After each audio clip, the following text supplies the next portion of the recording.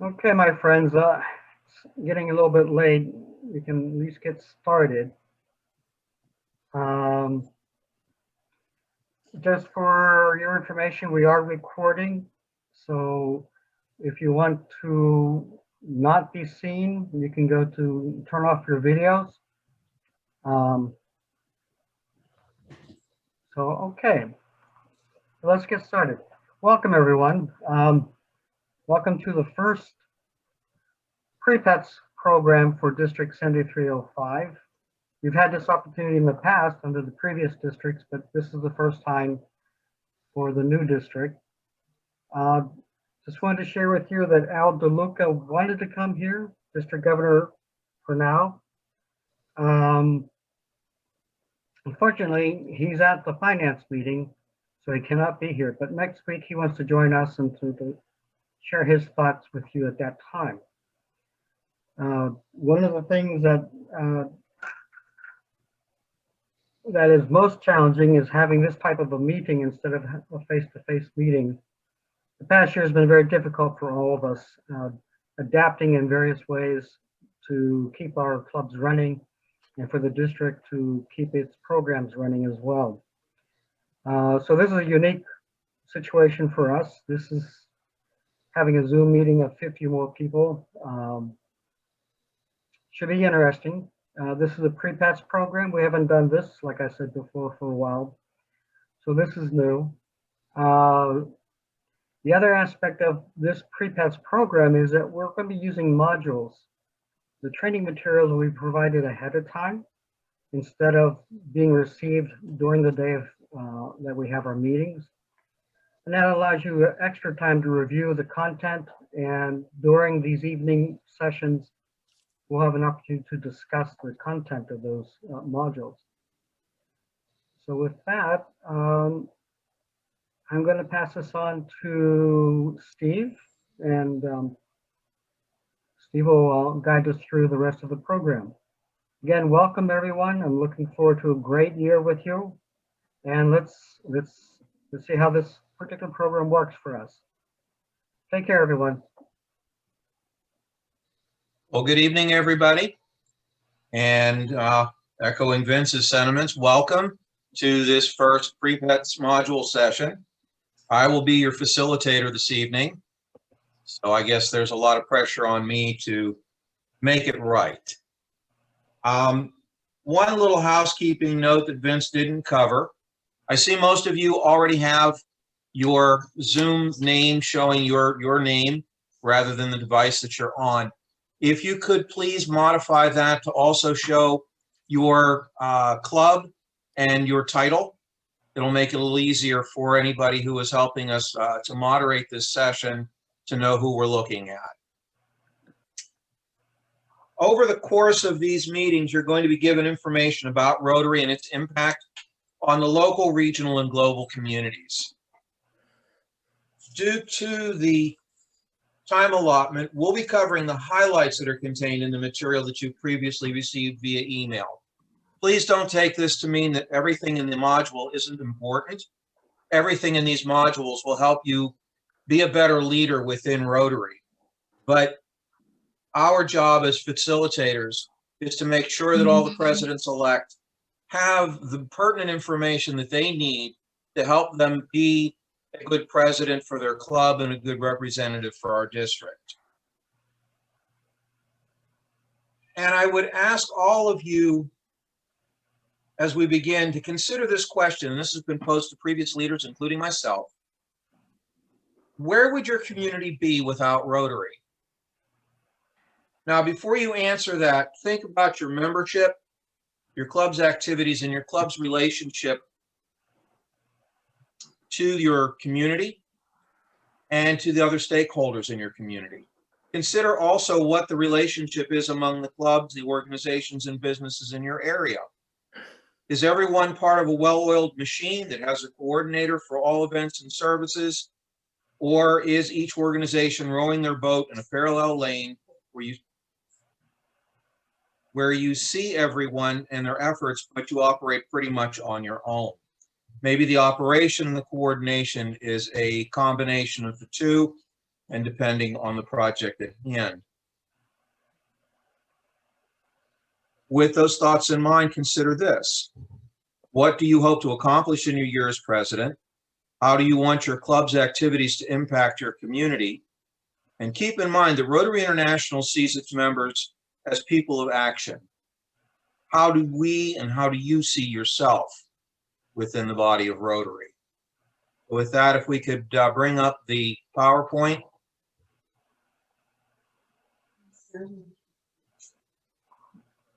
Slow down. Conversation.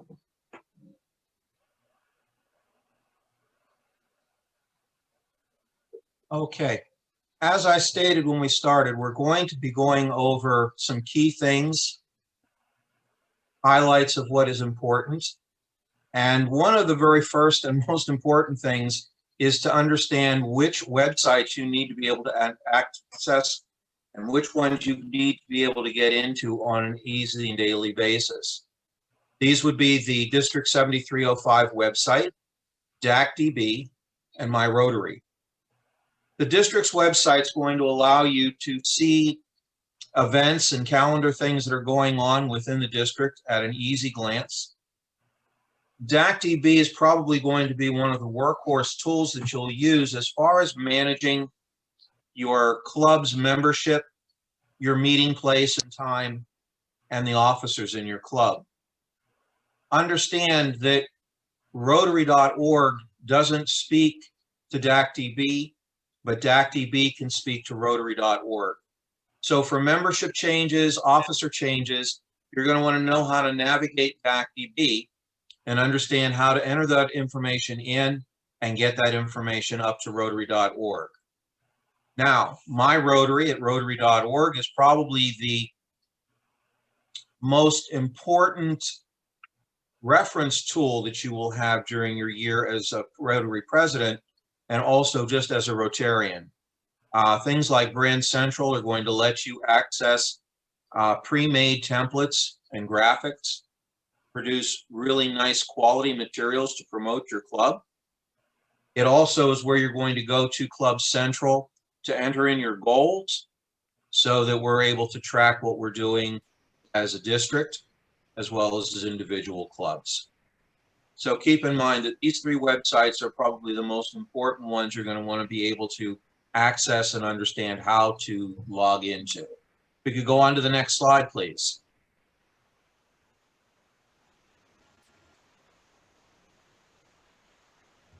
Okay, I don't think there's any question as to what you're looking at here. As a Rotarian, everybody should be familiar with the four-way test. I put it up here as a reference point because although none of us is perfect, every one of us has our flaws and our faults.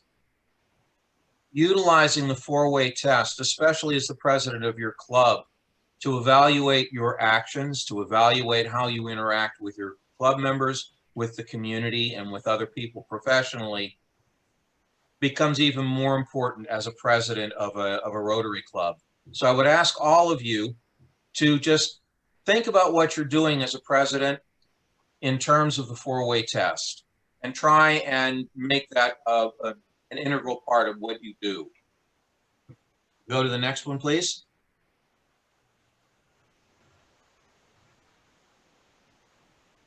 Rotary's motto of service above self is not something to be taken lightly.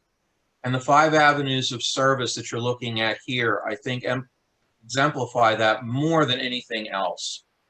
Club service, vocational service, community service, international service, and service to our youth, whether it's Rotaract, Interact, RILA, or any of the other programs that we have set up for our students, the global grant scholarships included. It all helps us focus on the notion of service above self and helps us as Rotarians and as club presidents to really crystallize in our minds what it is that we're trying to do as Rotarians and as leaders of our individual clubs. Go on to the next slide, please.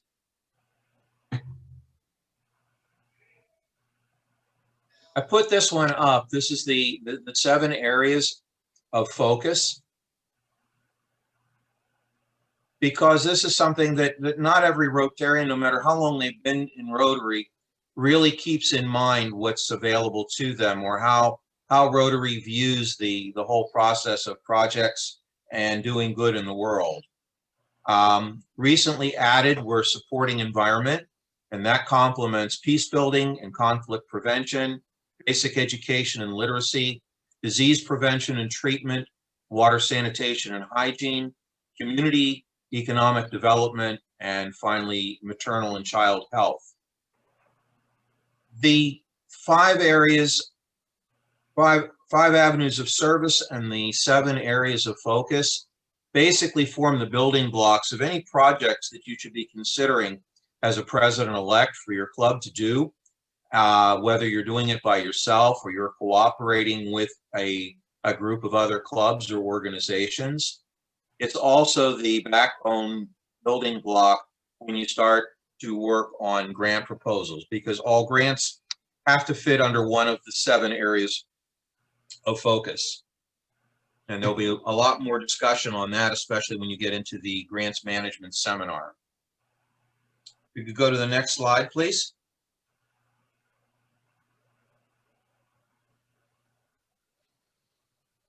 Foundation is one of the most important things that any of us are going to be doing as leaders within Rotary.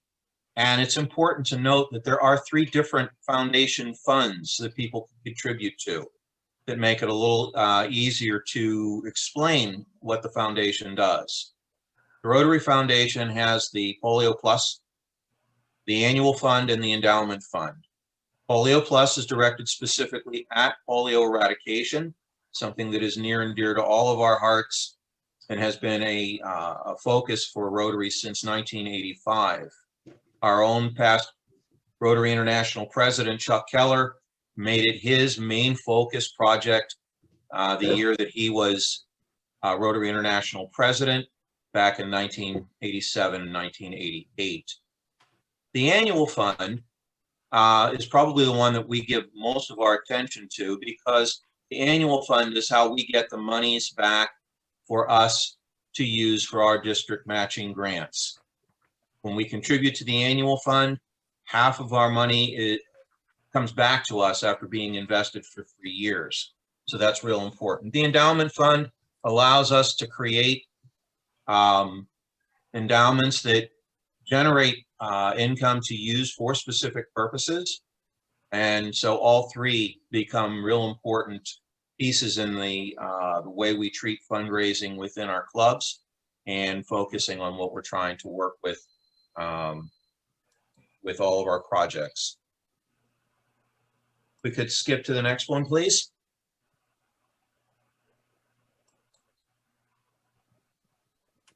A real important part of what we do, not necessarily every year, not every club can put together a grant every single year, but at some point, it's expected that clubs will either by themselves or in conjunction with other clubs try and put together a grant, either a district grant or participate in a global grant. As a president-elect, I would ask you to think about these 4 questions. Has your club supported and or participated in a foundation-sponsored program, either as a district grant and or as a global grant? Specifically for your club, what project do you wish to pursue using a district grant and or a global grant? And I would point out that even though as a president-elect, you're not going to take office for almost 6 months, that you start thinking about this now, because if you wait until you become president on July 1, you will have precious little time to actually plan out a potential district matching grant, because all of the paperwork is due in by the middle of August. So I would encourage you, if as a president-elect you would like to try and pursue some kind of matching grant at the district level, that you start thinking about that now, talking to your club leadership and asking how you can facilitate some kind of project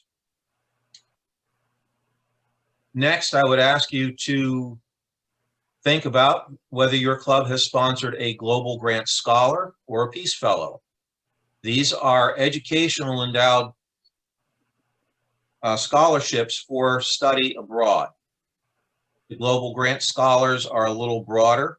Peace Fellows require study at one of the peace centers around the world.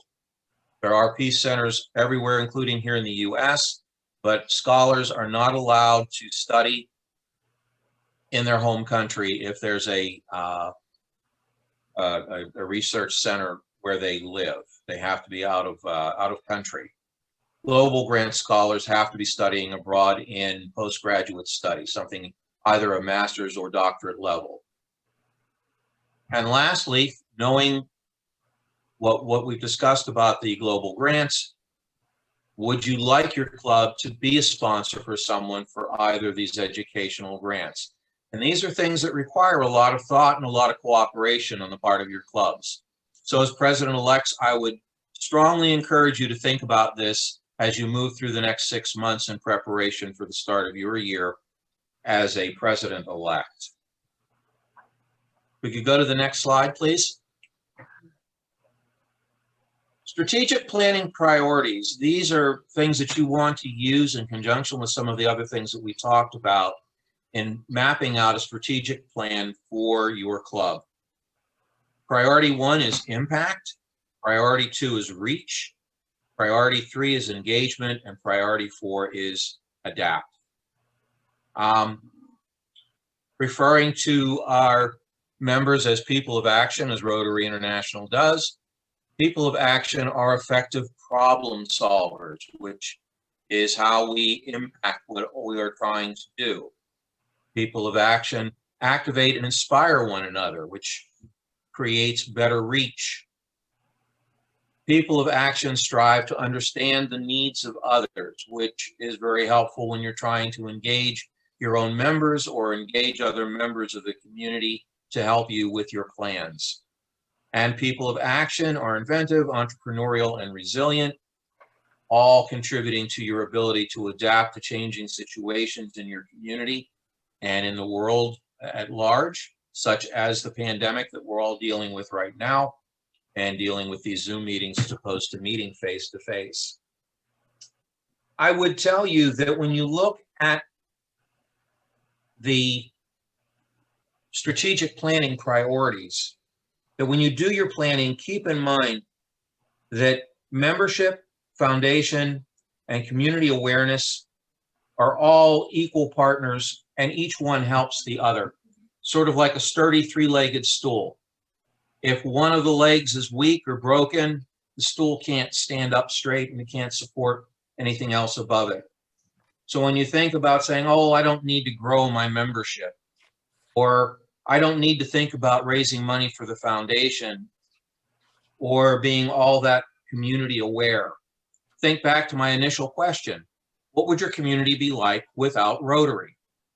So raising awareness of your club within the community, being able to do things, is dependent upon a strong, vibrant membership, foundation giving, and the monies that come back to our district that help us do wonderful district grant projects that we have, helps increase our awareness to the community, and hopefully in turn gets more people interested in becoming members of our organization. So think about that as you're going through strategic planning to incorporate all of these things into whatever planning you do. Now, if we could go to the next slide. And I'm going to ask for a little input as to how we're going to handle this. You'll see it says breakout session questions, and there are 4 of them. And we're going to be breaking you all up into breakout groups. I would ask that once we have you in those breakout rooms that you choose a spokesperson to then present your ideas back to the main group. And I believe we had allowed about 10 minutes to do the first 2 questions, have you come back, and then go out and do the second 2 questions with a 10-minute breakout session. Are we still on for that, Vince? Yes, we are. Marie, were you going to work on that? Yep, I'm here and I'm going to shoot everybody out. So there's going to be 6 groups, 10 minutes, 2 questions. You're going to be sent out. Good luck, have fun, and I hope that you get into your correct room.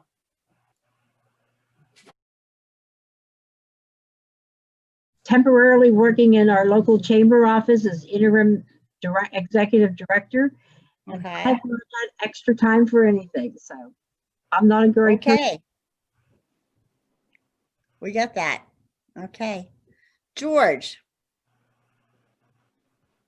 has your club been able to do anything with your community or have any impact? He's not answering. Okay. Okay. Okay. Hi, Vince. How you doing? Hi.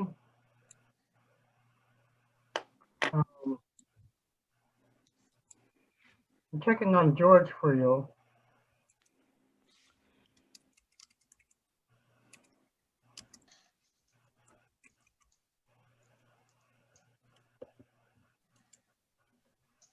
Okay, I sent a message to Ann to see if she has anything to offer.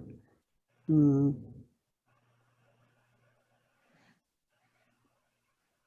I do these not. questions here, are they focused on what we're currently doing or things that could be done in the future? Well, to improve it's some of kind of like, how can you increase your impact? And, Mhm. you know, if there's anything yeah, you like can do one, different, like you guys are already working with the school district and you're working Mhm. with local, I know you've donated to the food bank, Mhm. because Terry has kept me up on that. Mhm. So I think it's basically, how can we all impact our communities? Like, we put together that grant, which, by the way, the mammography equipment is almost ready to be installed. I okay. communicated with Melissa the other day, and so, you know, we got the clubs together. We bought mammography equipment from Mount Valley Hospital. We're donating that. Mhm. And we're working with another group on that.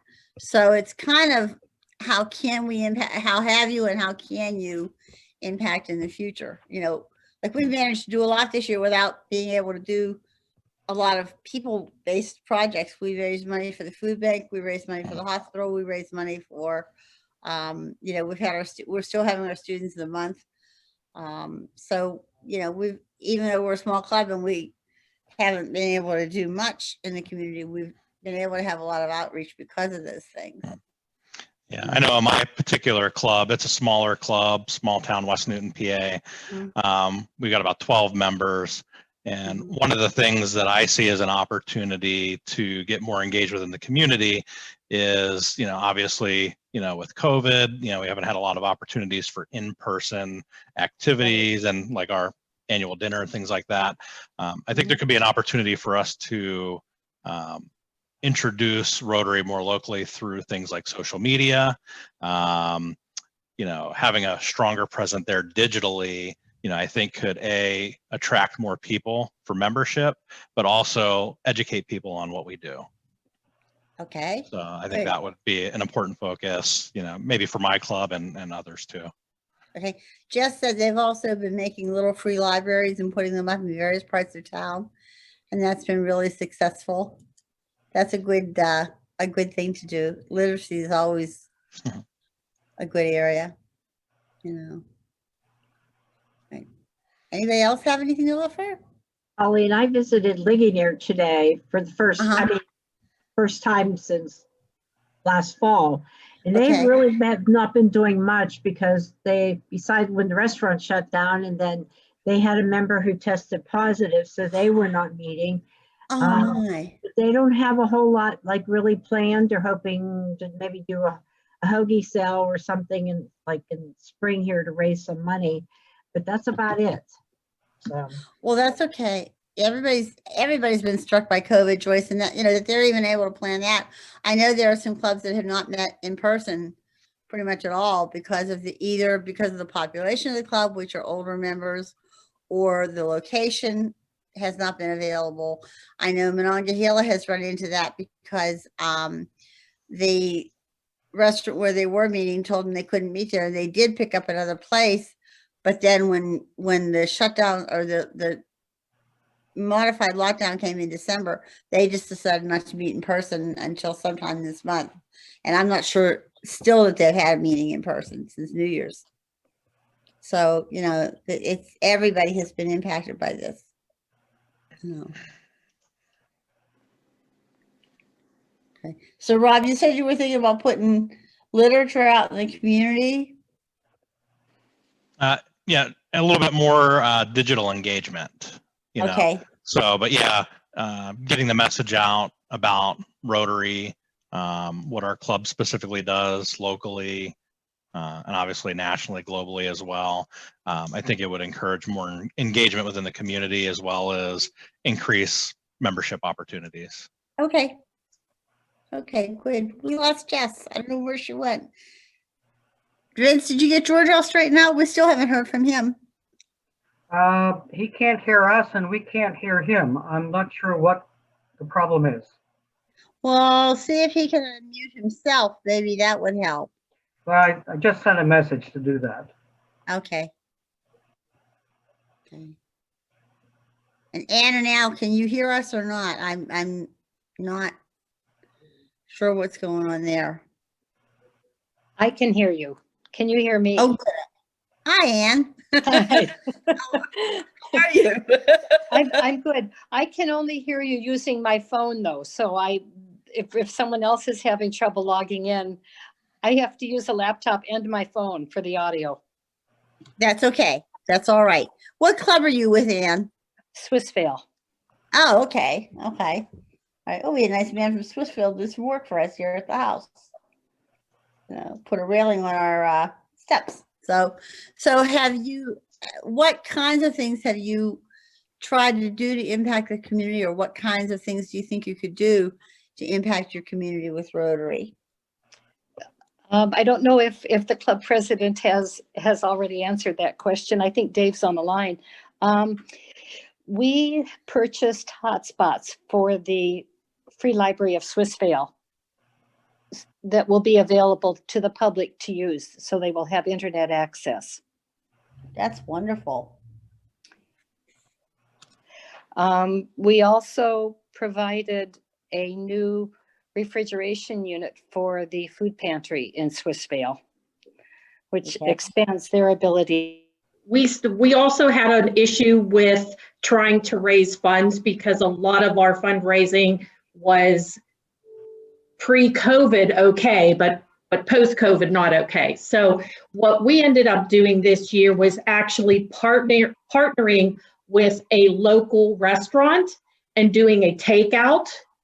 So we actually, and this was back in the fall, so probably June, we partnered with a barbecue place and did a takeout in their parking lot, which actually was very successful, both for the business and for the Rotary Club. So just a thought on that to help the local. We did that too, Sheila.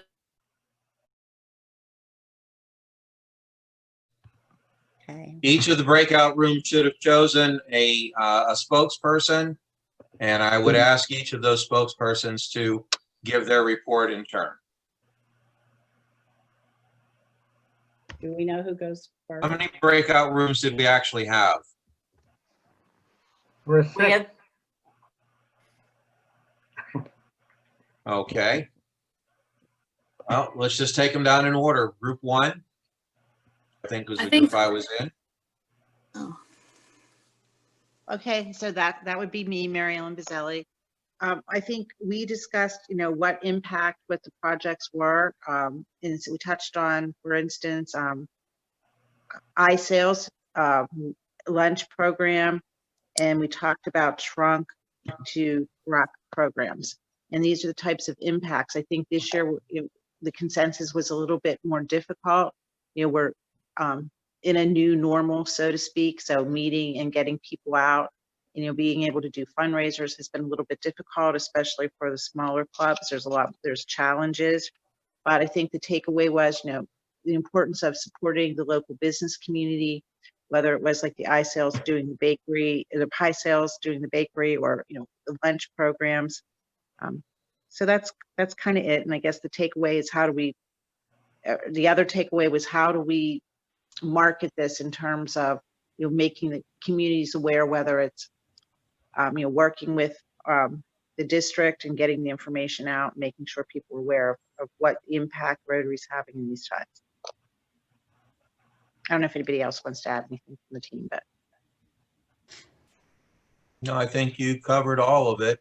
The only clarification I would make, we were talking about the food banks and their timely shift to a truck to trunk distribution, which is basically a social distance, touchless process of simply moving boxes of product into the trunks or tailgates of people there for the food, and our participation as volunteers.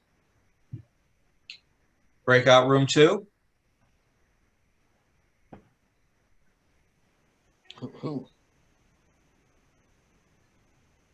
Who's breakout room 2? All right, breakout room 2 had Denny, George, Joe Peasor, Linda Fisher, Mary Ellen, Steve, Teresa, and Walt. You're up. Oh, then we presented out of I turn. believe we were room 1. We were room 1.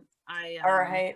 Room 1, Gerald Jacoby, Kim Vanderland, Kristen Joseph, Mary Shields, and Sheila. Yep, that was us. So we'll work backwards a little bit. So how can your club increase its impact? As mentioned, she is very active within the California University, and she is looking to make an impact by creating a Rotaract club there, so that the Interact students can kind of visit them there, and they can work hand in hand. Some other people had mentioned that they have done fundraisers with restaurants in their community, so that increased their impact by reaching a different type of clientele, but also it was a fundraiser for them, and then it helped support their local restaurant. And then another one of the clubs, they do high school scholarships, and it helps bring recognition to some war heroes in their town. And they work on it with a couple other clubs, and to help expand their reach, we just said, maybe help, they could reach out to some other clubs and, to help support that scholarship. And I feel like the whole fundraisers with restaurants also is kind of a little bit of the expanding your reach. You're expanding your reach by, I know we did it, and then I believe Sheila said that they did it, but we had a lot more people come to the fundraiser that we probably most likely wouldn't have had if we didn't have it at the restaurant. So I feel like it brings a lot of new awareness to what Rotary is, and working within the community. And anybody else can add anything. I may have went over that pretty quickly. I think one of the things too is just having the regular meetings with by Zoom is an innovation and an expansion of your old way of doing business. So that ought to be part of the creativity of the club. Yeah. Anything else from group 1? Group 2. Okay, from breakout room 3. All right, room 3, we had Carrie, Darlene, Mr. Dennis Piper, Ellen Cruz, Lars, Mr. Thornton, Philomena, and Rich. So you're up. All right, we had a great group, all new presidents coming in, president-elect, so no reoccurring there. So it's a great group. Really, I think the thing that I heard from everybody was that Philomena from Latrobe is doing an excellent job with social media. It's a great tool that should really be utilized, because the other side of that is, as Lars and a couple other people said, attracting younger people is really a key to expanding and revitalizing, in some cases, a club. And part of that is, as it was spoken in our group, is building relationships. And right now, we can do that through social media. We can do that when opportunity arises to face-to-face meet. So building relationships, utilizing social media, and just the ability to be flexible and the adaptability. As a couple of people have already said, just having the Zoom in a sense. The other thing that several clubs in our group were doing, we're expanding into satellite clubs. And so they're growing and they're, again, adapting and being flexible. They have a young audience starting a revitalization project in the Washington area, trying to revitalize the business district and draw in some of the young professionals down there. So a lot of good things happening. And I think the key here is really utilizing social media and then utilizing that flexibility and adaptability that Rotary is so famous for. Anybody else from our group?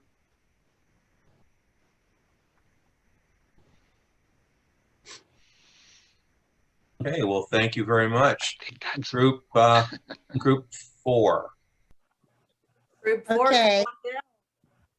Here we are. I had Rob and Joyce and Jess and George, who we couldn't get online, and Ann in our group. We talked about the local projects that we've been doing. Many of us are working with schools in some way or another. Literature and literacy. In Swissvale, they purchased hotspots for the library board. And they also had birthday kits for kids, which I think are great. I said we've had to have a lot of drive-by birthdays this year. And a refrigerator for the food pantries. A lot of working with food banks. Fundraising was difficult because we couldn't have in-person events. And in fact, I asked Rob about their club because he's one of my clubs and what they're doing. And he let me in on what their fundraising is going to be, their next stage. In terms of outreach, working in the community, working through the chambers, working through other groups, and also having digital outreach. We talked about that, that the social media is very important and we need to do that.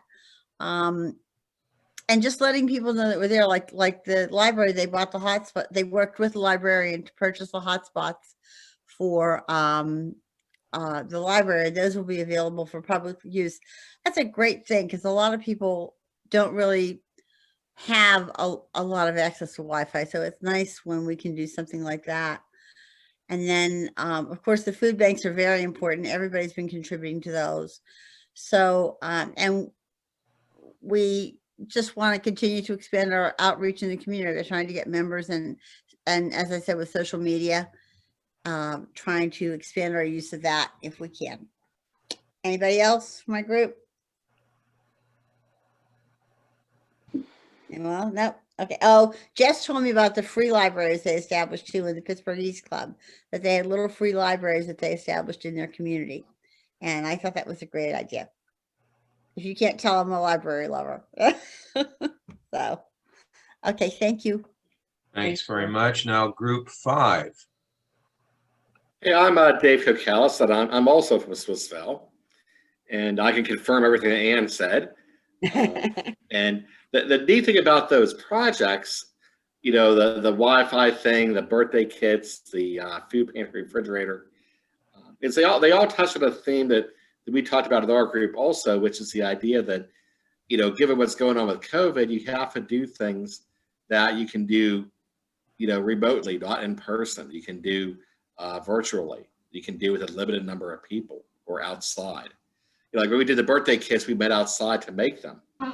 You know, things like that. And that's going to be continuing. You know, even the later half of 2021, even after everybody's vaccinated, we're going to have to still social distance till the numbers go down a lot. You know, so we discussed that, like the challenges of that. You know, what we've been doing to adapt to that with our fundraising and with our projects. Some other people talked about doing, you know, selling tickets or takeout from restaurants. You know, again, things that you can do without having to be indoors or with a lot of people there. You know, we also did fundraising just on street corners. We literally had a bucket, you know, for passing cars, and that worked out great for us for the couple times we did that. So we discussed how to think that way. We also, so that kind of gets into, the more immediate stuff with the COVID. As far as, increasing impact, increasing reach, those kind of go together. Like I would say, we talked about having, getting more members involved in activities and projects and kind of holding them to doing what they say they're going to do. Some people mentioned that it always seems to be the same core group of people that do all the work kind of stuff, which you often find in many different situations, of course. And, it's a common complaint or whatever, but then, how do you get beyond that? How do you bring more people in the club to be more active? And then as far as like outreach, getting new members, we talked about social media. We talked about having a presence on Facebook and, whatever else we do for that. One thing I would mention that we didn't mention in our group, but I was going to until we ran out of time, is we're struggling with a number of members, and we've kind of tapped out on, asking our friends, asking the local businesses. There's only so many times you can ask the same person, So we were thinking like, well, what kind of person wants to be in Rotary? Instead of just asking randomly to business owners or friends, like kind of target people you think would want to do this. And the people who want to do this are people who are volunteering already. So one thing I'm hoping to do once all this COVID thing breaks and we can start interacting more is to go to other volunteer organizations, contact their presidents, their members, and let them know what Rotary does and see if any of them want to join us as well. And I think that'd be a great way to get members as opposed to going to somebody who's never done any kind of service work before. That's a big step for them to take. But if somebody's already doing it, they could very well be interested in doing some more. So that kind of sums up. And I don't know if anybody else wants to add anything, any other thoughts they might have had from our group. We did do the GoFundMe page, Dave. Yes, we did a GoFundMe page as well too. Thank you, Ann. So we have a virtual page on GoFundMe that we advertise and mention anytime we have events. So people can always donate from home. And, as I said, we're going to do probably twice a year, maybe, the collections on street corners. We typically do like community days and spaghetti dinners, but we've not been able to do that this past year.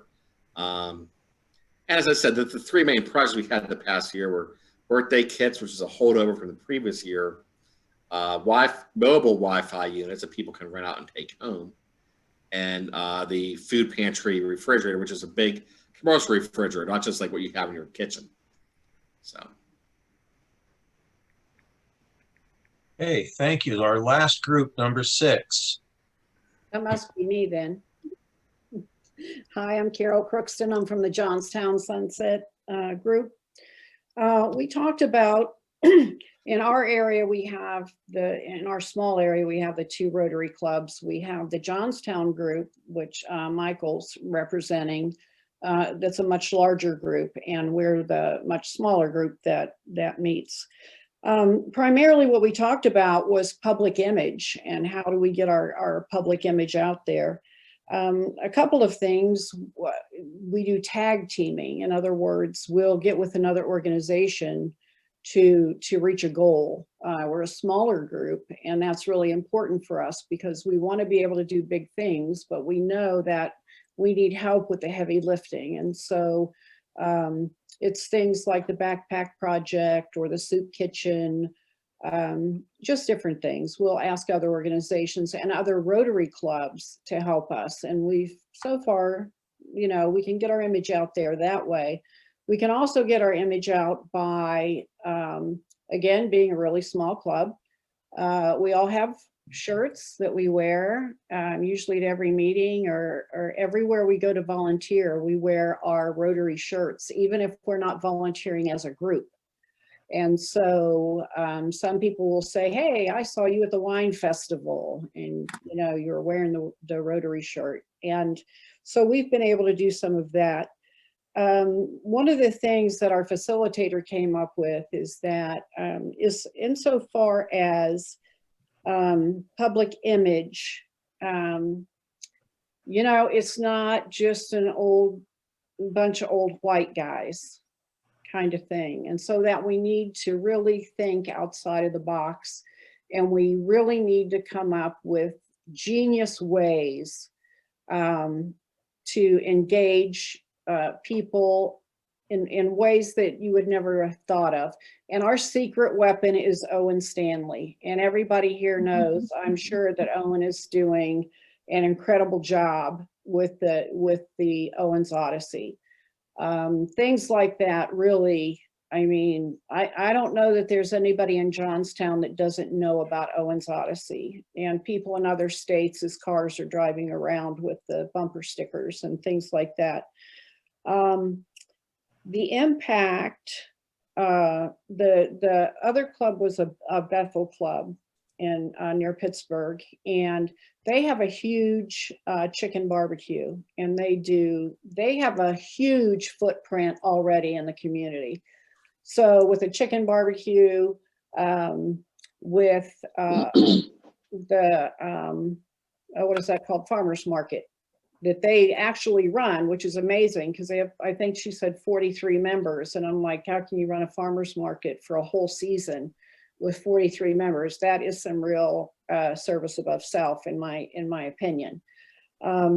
But what we were getting towards the end, and one of the things is I said, your footprint's so big, how do you expand on that?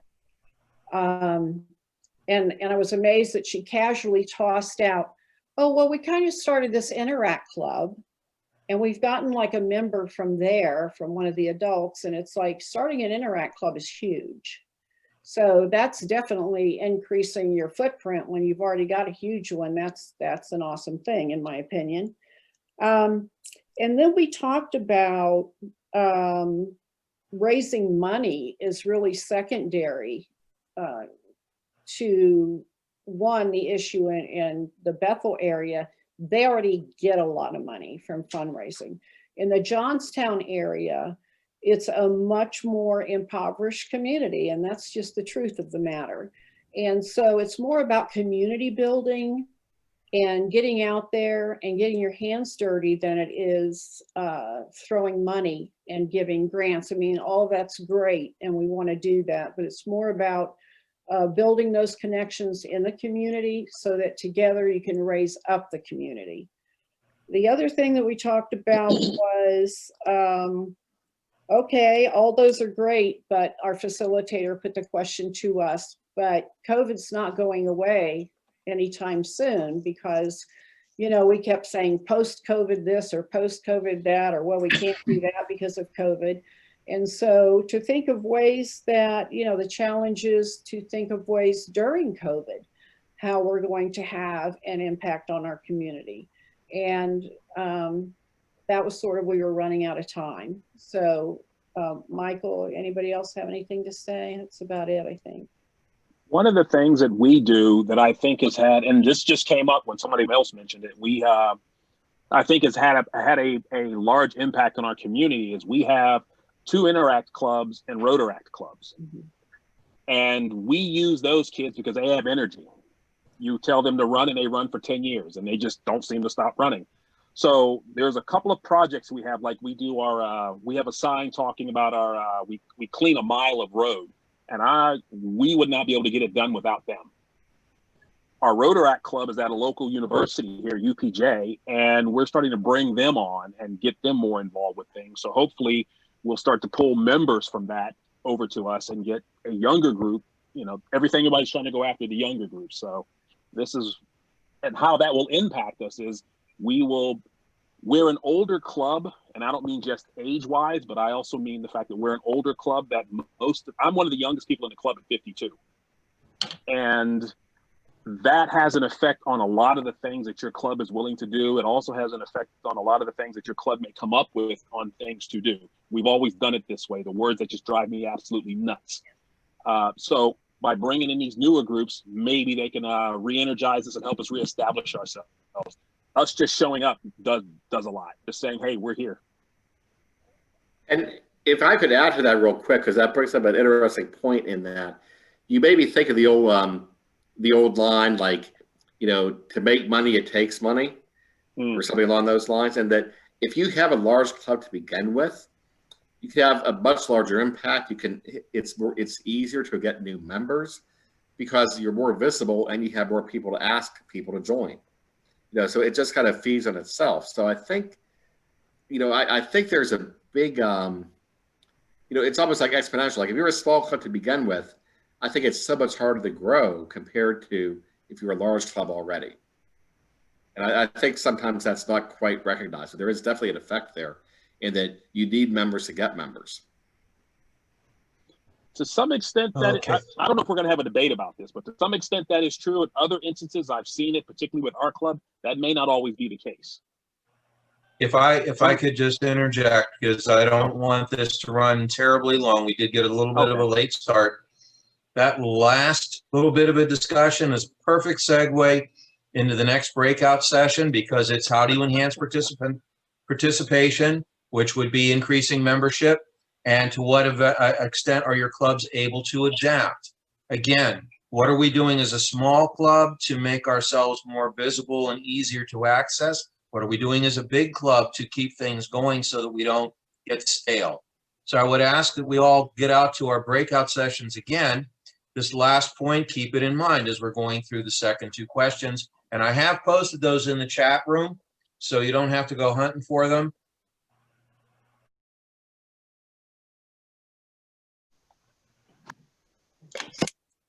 All right, looks like everybody made it back. Welcome back from breakout number 2.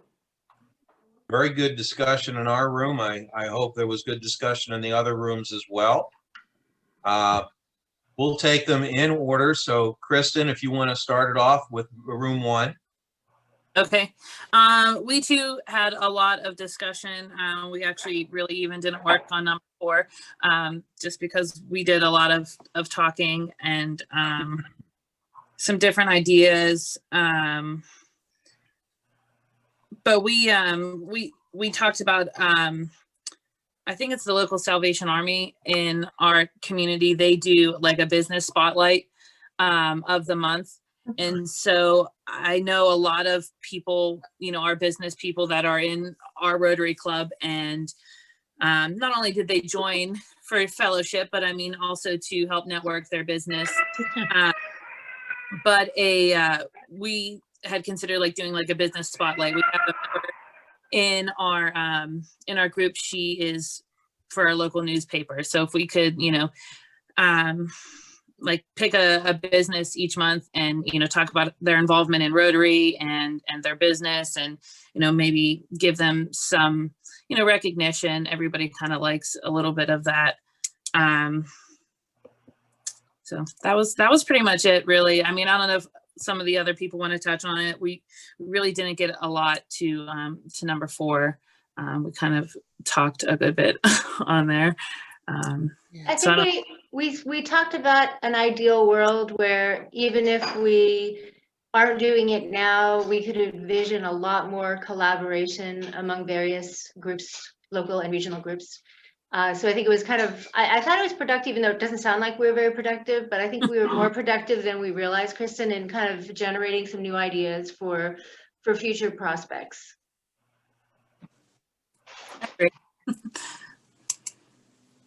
Thank you very much for that. Any other comments before we move to group 2? Okay, group 2, we are up.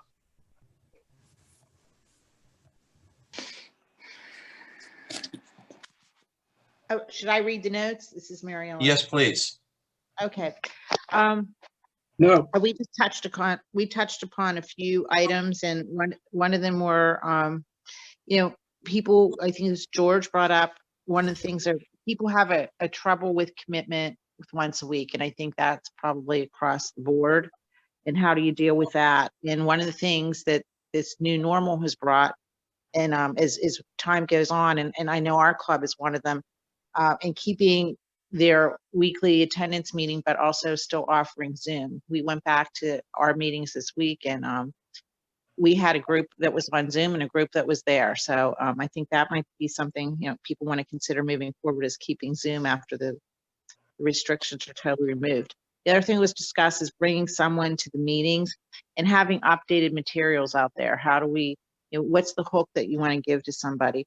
And also realizing that, people may join for networking, but once they get there, that, it is an impactful organization and what we are doing for the communities in different areas.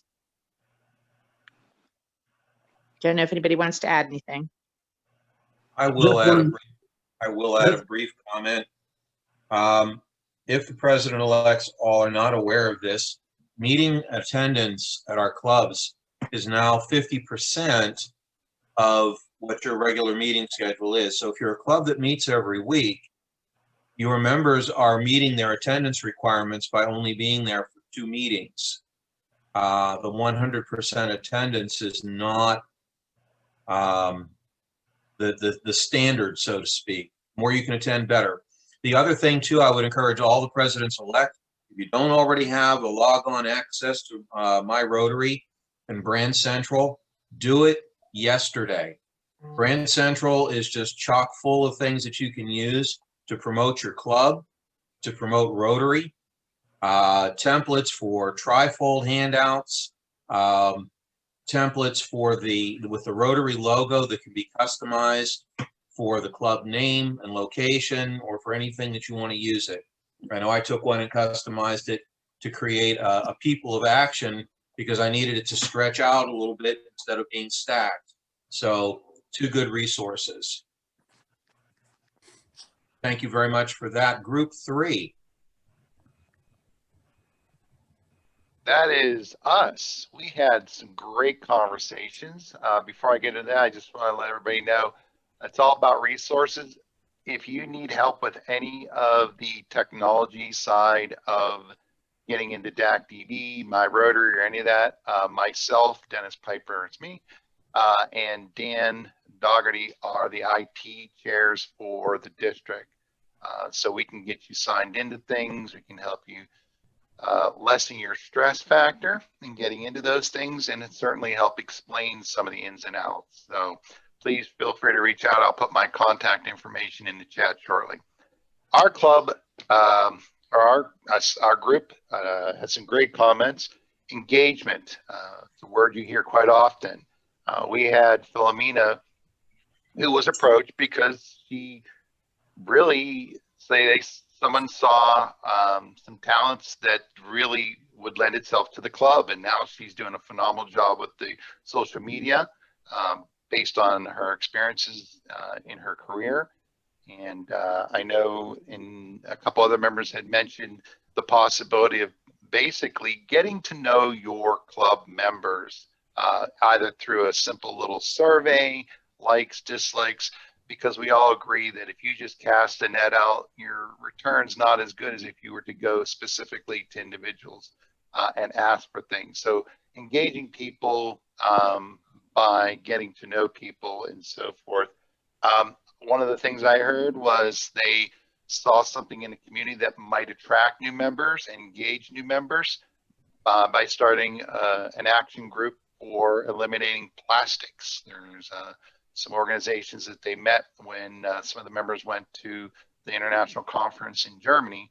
And so they actually added some members because they started a specific group that they saw a need in their community that would generate some interest. So that was some really good conversation. And adaptability is a little tough. I know we had a comment from Darlene about, like what she said. I think you said one of the members in the club just turned 93, and Zoom is like the furthest thing from his repertoire. But I also heard from, I think it was Ellen, said that they actually took and sat literally hand in hand and helped some members who were technically challenged, who were a little bit older and not used to that, and they warmed up to it and actually got onto it. So just taking the extra time, I think, is what I heard from our group, that you can adapt in those situations. Anything else anybody want to add from our group, group 3?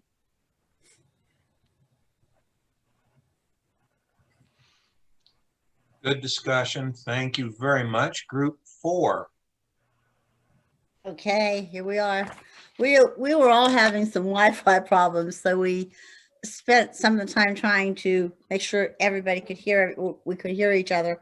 But we did come up with these points. Involvement, one of the things that we talked about was enhancing participant engagement, and also, you know, with expanding our, you know, our ability to adapt is involvement in other, we call it what we refer to as centers of engagement, like the Chamber of Commerce, you know, any other organizations you might belong to, or business groups. And, you know, we all have various associations with those things, and networking with people to try and get them interested in Rotary, or to come and speak to them, have them come and speak to us, you know, anything like that.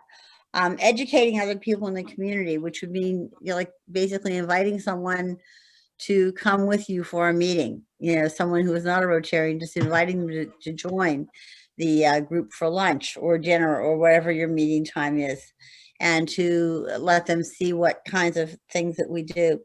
Working on leadership, there was one question: how do we get younger people, younger leaders? And that's something that has puzzled me, that I'm concerned about, because I see a need to develop that area. Satellite clubs, Latrobe is trying to start a satellite club, and Joyce said she didn't know how much progress had made, but they are working on that. And then Joyce pointed out too, time is a challenge for younger people, and it's not just moms anymore, it's moms and dads, you know, it's aunts and uncles, it's grandparents, it's everybody. It's a challenge because you know, you have family and they need to be cared for in whatever way you can do it. So those are the things, the main things we talked about.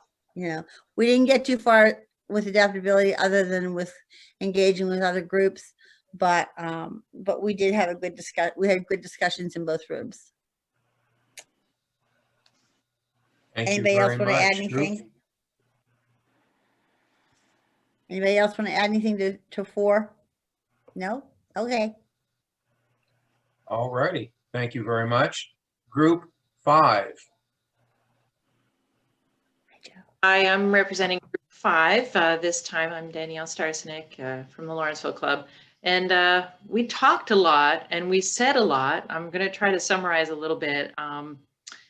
Probably the things that stood out to me, there's some really strong things that were said, is specifically to really, if you want to engage someone, is just assign them that job. If you're the leader, then go ahead and give them a job to do. Like, and I'd say I agree with that to a certain extent anyway. That works pretty well.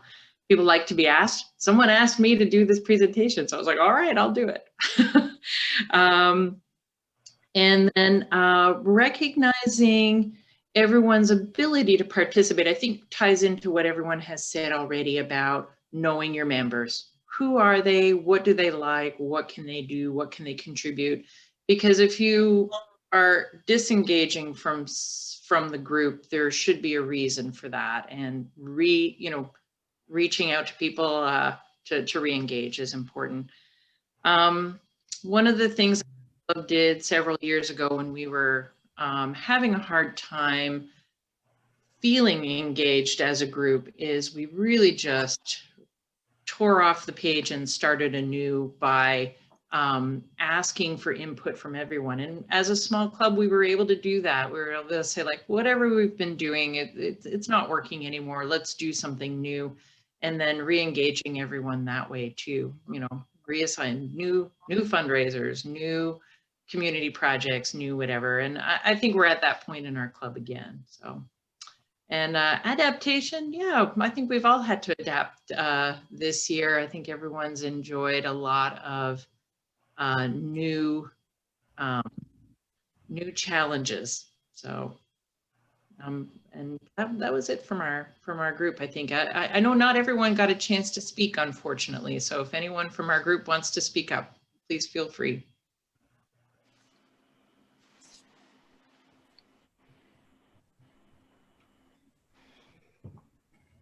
Okay, thank you very much. Group 6. Our group talked a lot too about enhancing engagement and pretty much can piggyback on what the groups prior to us said. One of the things that Cashaw said is that he's going to reform the membership committee. And I think some people were talking about assigning different jobs to different people to sort of invigorate things. And he said that, you know, to engage people who are there, their membership, you know, the group that's just around the coffee pot or whatever, that's not really engaged in the actual work of what's going on. He said, just ask them, just call them up and ask them, because it's probably been a while since somebody has really engaged them and said, hey, come and help us. It's kind of like the mom, it's easier for the mom to clean the kid's room than, you know, for the kid to do it. And so we were talking about the people who have done these things for years and years and years. You know, they need to not be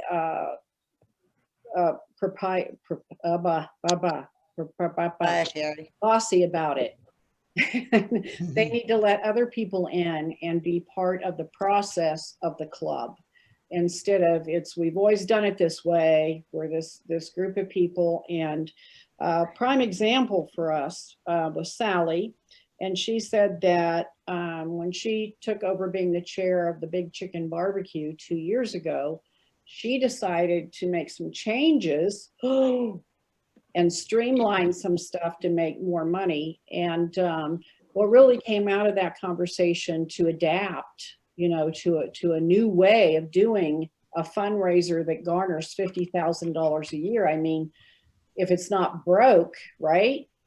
But she figured out a way to make more money by adapting, and how she was able to get people to adapt to that was involving everyone in the decision-making process and being really nice about it and humble about it, and realizing that she was there, you know, in my opinion, to be of service to Rotary, and not to just herself or a certain group of people.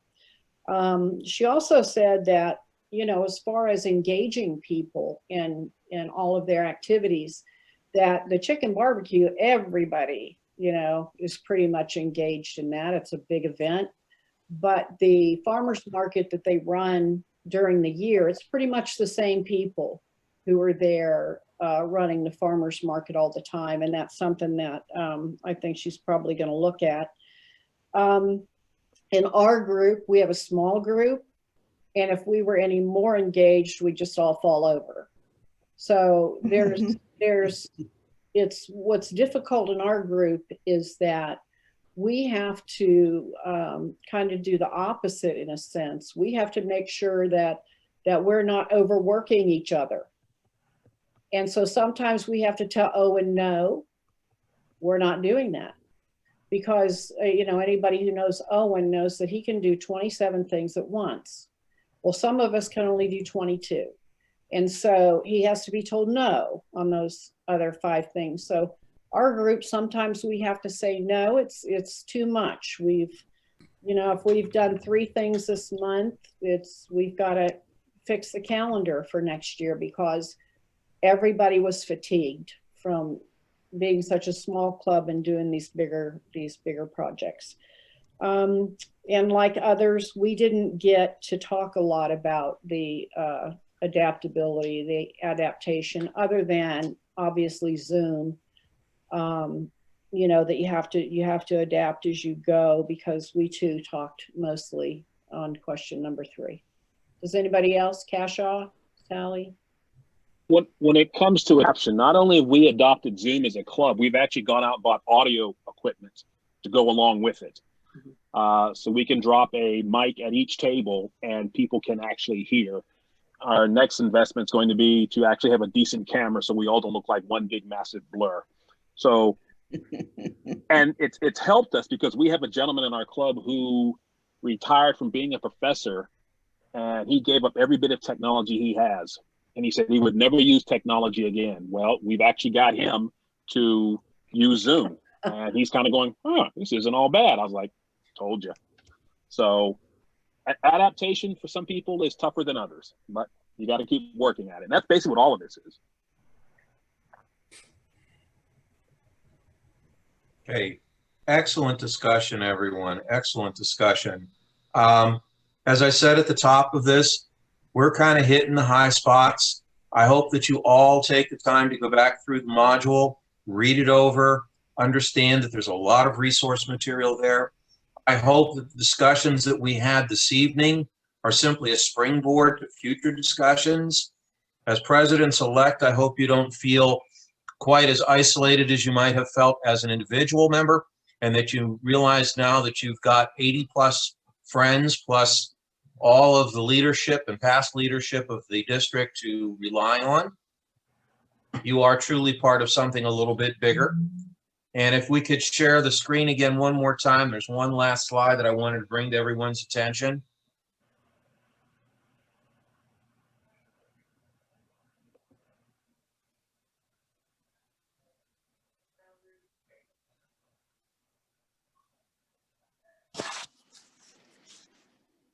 Okay, what all of you are looking at is a very colorful representation of zones 33 and 34. Our district 7305 is part of zone 33. And you can see us at the very top of the picture, that part of Western Pennsylvania. And zone 33 is Western Pennsylvania, West Virginia, Maryland, Delaware, Virginia, North Carolina, South Carolina, and a little piece of Tennessee. And zone 34, our sister zone, is Georgia, Florida, and the majority of the Caribbean. So up here in our little tiny world of southwestern Pennsylvania, we are part of a huge, huge world of Rotary. And that's just looking at what we have as zone 33 and zone 34. So keep that in mind. Keep that in mind that just our two zones are international when you consider some of the sovereign nations and countries in the Caribbean. And remember that as being part of Rotary, you are part of a huge, huge organization that helps us participate at the local level as well as the global level. And I will entertain any other questions or discussions before we wrap this thing up. I appreciate everybody being here for all of this time. We did run just a little bit long, but I think we kind of kept it close. All right.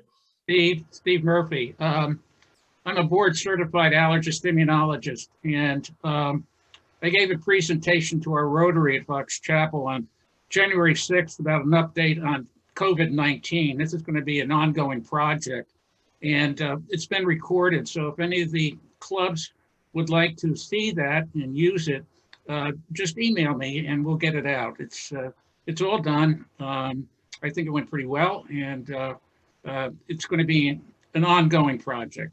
Thank you. Wonderful, wonderful advice. Thank you. Anybody else?